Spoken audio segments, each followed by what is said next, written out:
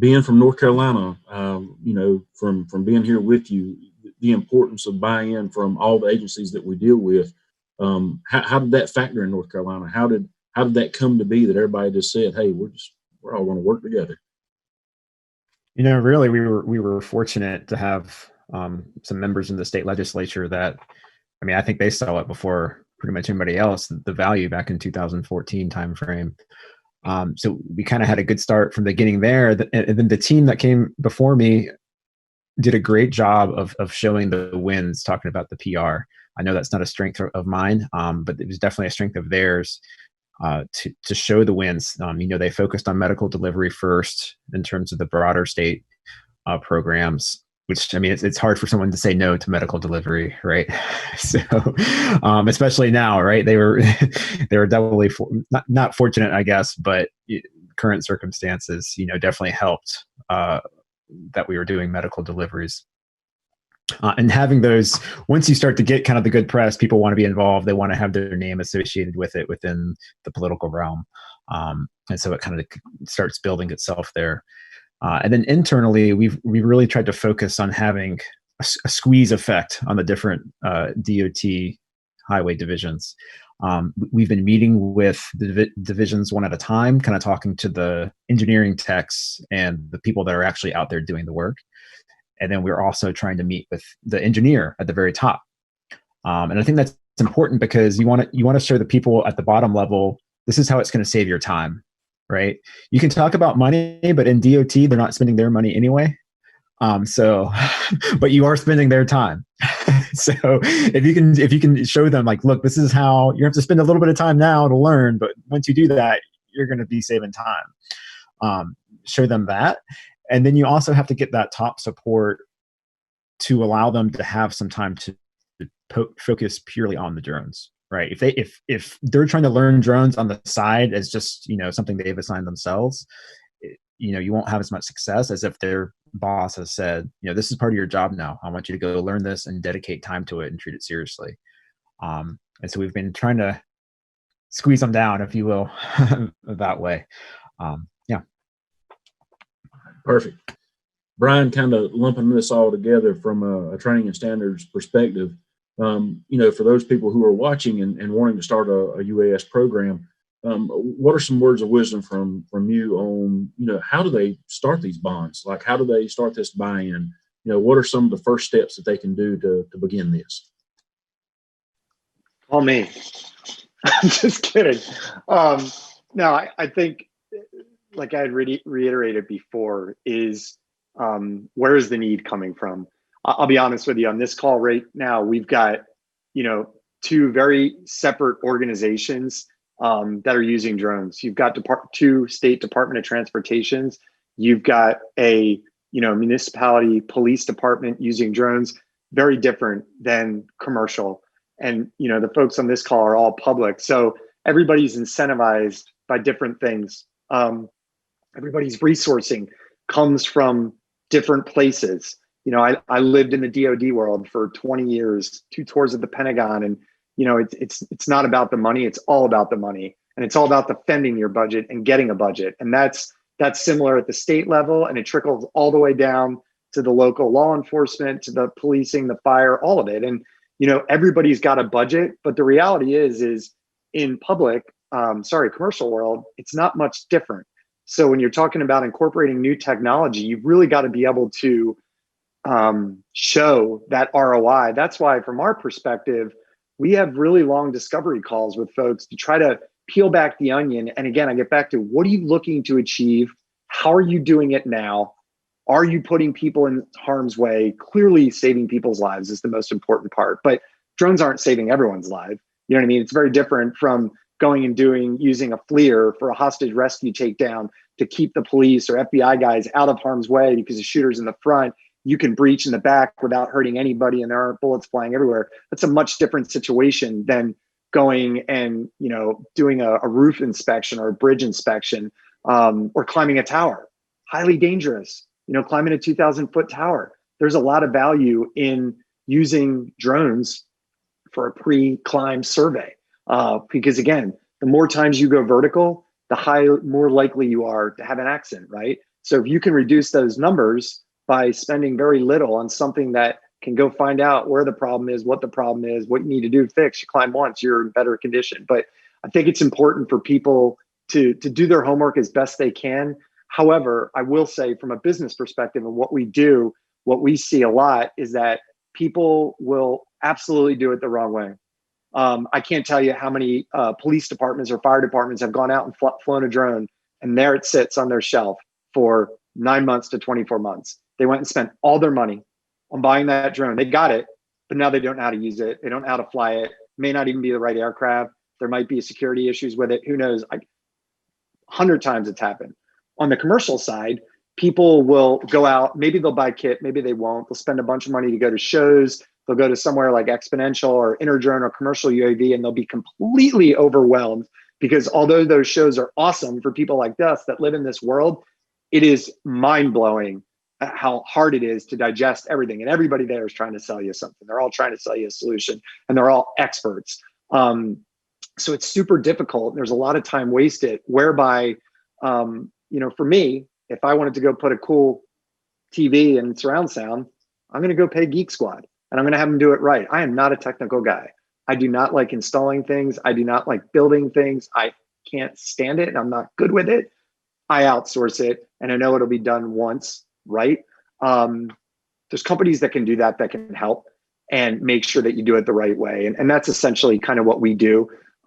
People with lower budget, that's probably hard to do. So, if you don't have, you're not a, Fortune 100, Fortune 500 company, or you're not swimming in resource, then start out small. Go out and get your Part 107. That's a good first step. Go out and get a small drone and start flying somewhere where it's safe, where you're not going to hurt anyone or hurt anything.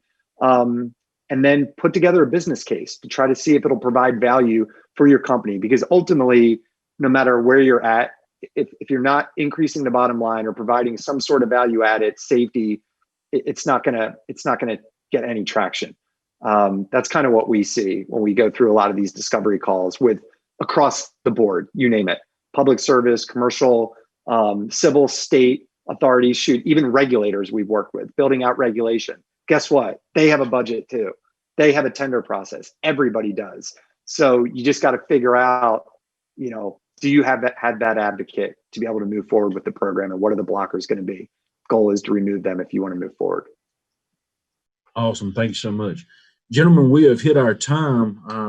We have hit that mark. But before we wrap up really quick, I want to give everybody a last chance to share some words of wisdom for those people who are looking to start a UAS program in their agency, their state, what have you. What are just a very brief, some words of advice that you could give? And we'll start with you, Fred. Excellent. Yep, I think this has been said 100 times, but start out with the lowest hanging fruit.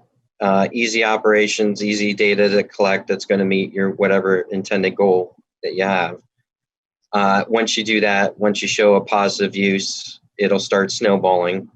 And then just keep rolling that snowball until it gets, till it gets big. And it really is, starting small, working yourself big. I do like the comments that were made earlier. Start out with your training and policies and procedures first. Get a handle on that before you actually move into full scale production. And baby steps, walk, then run. Absolutely. So I think that would be my takeaway. Great. Captain Sallee, words of advice? Thanks, Riley. Biggest thing to me is these are not toys, right? These are aircraft in the national airspace. And although some of them look like toys and are priced, consumer or prosumer, grade type things that can be out there, it's serious business, especially if you're a government agency, and especially if you're a police agency, right? People expect professionalism. So be prepared with the right, policies, as I discussed. Training is absolutely imperative to make sure that your staff are trained, have the standard operating procedures written down, follow them. work within all of the FAA regulations. They are no joke, so you need to make sure you follow that. The biggest thing that will bring all public safety drone programs crashing down to the ground, not just metaphorically, is if we're out there just being yahoos and not plotting this out like the professionals we are. A lot of drone programs are started by really well-intentioned, frontline officers who perhaps are hobbyists. They have the best of intentions, and they might be in a really small agency without a lot of resources, and they bring this forward. That is fantastic. You need that champion. You need that enthusiasm, but you have to professionalize it. In policing, you must professionalize it so that the public will understand and trust that anything that we're doing with the drone is in the public's best interest. Thank you, sir. Ben, final last words of wisdom. Yeah, so I'm going to follow right on Vern there. So he said professionalize it. And something I wanted to mention was start working early on formalizing drones within your organization. And by that, I mean HR, talking to HR. Eventually flying a drone will be a part of somebody's official duties, and it needs to start being incorporated into hiring practices and position descriptions, etc. And then kind of along those same lines, to help scale within a larger organization, public organization like DOT, find a way to monetize it. That way you're not constrained to the budget you're given, but you can tie your drone program to the revenue you bring in. So charging for training, charging for loaning, managing the entire fleet and loaning those drones out, and then receiving payment back from the various organizational units. That can really help you scale going forward. Great. Thank you. Bryan, last but not least, any words of wisdom from you, sir? Sure. I mean, my 3 points would be, if you're public service, reach out to your peers. Drone responders, Charles Warner is one of the best guys I know. Absolutely thought leader for public service. What he's done is incredible. For all public, fire, police, reach out to him. Everything Vern just said, those processes, probably not going to cost you anything. They're going to hand it right over. The Department of Transportation is on the state level. The local law enforcement, they're not for profit. They're not looking to make any money. They're just looking to make everybody safer. If you're a private organization, I would reach out to companies that are within your industry and see how they've done it. See what companies they've worked for. When you reach out to a company like Consortiq, okay, well, what does that mean? Show me what you've done. Let me see who you've worked with. Because if people can't produce the documentation that Vern's talking about, the safety policies, the operations maintenance manuals, show me one. Or lead me to a client that you've actually worked with. And if they can't do that and they can't speak to it, then you're talking to the wrong person. And you're going to end up spending resources that you shouldn't. But on the public side, share the wealth. I'm sure all the gentlemen on these calls would absolutely be happy to point you in the right direction. I say Charles Warner because he's phenomenal, one of the best people I know, and he is a leader. I know Vern knows him. I think everybody in this country that is state or law enforcement, he's crushing it and helping. Adopted ASTM, F-38 training committee, their standard, which I think is phenomenal, great standard. It's free. Start using it. Reach out to your peers. Awesome. I'd like to thank our panel for participating today. Great information, wealth of knowledge again. So we'd like to thank each of you for participating in today's panel on drone programs. Ladies and gentlemen, thank you for tuning in virtually with us. Don't go anywhere. But again, thank you for attending Drone Programs, and feel free to catch the next program, Drones Save Lives. Thank you.